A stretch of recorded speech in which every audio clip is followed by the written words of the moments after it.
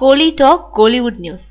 பழைய கதையை மறக்காத நயன்தாரா தொழில்ல ஒருபோதும் தன்னோட சுயமரியாதையை விட்டு கொடுக்க மாட்டாங்க.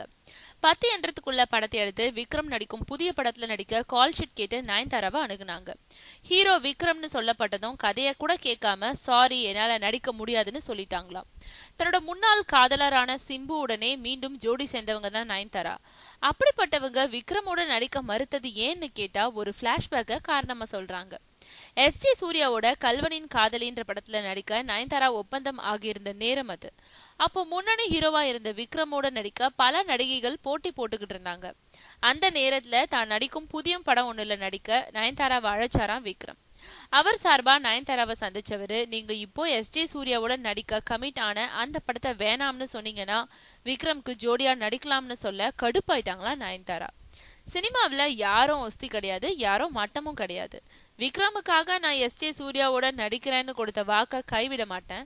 போய் அவர்கிட்ட சொல்லுங்க, இப்ப மட்டும் இல்ல இனி எப்பவுமே விக்ரமோட நடிக்க மாட்டேன்னு சொல்லி அனுப்பிட்டாங்க நயன்தாரா. அன்னைக்கு சொன்ன மாதிரியே விக்ரமோட நடிக்கிறது இல்லைன்றதுல இப்ப வரைக்கும் பிடிவாதமா இருக்காங்க. இது தெரியாம விக்ரம் நடிக்க இருக்கும் ஒரு புதிய படத்துல அவருக்கு ஜோடியா நடிக்கணும்னு நயன்தாராவை சந்திச்சவங்க பல்பு வாங்கிக்கிட்டு போயிருக்காங்க.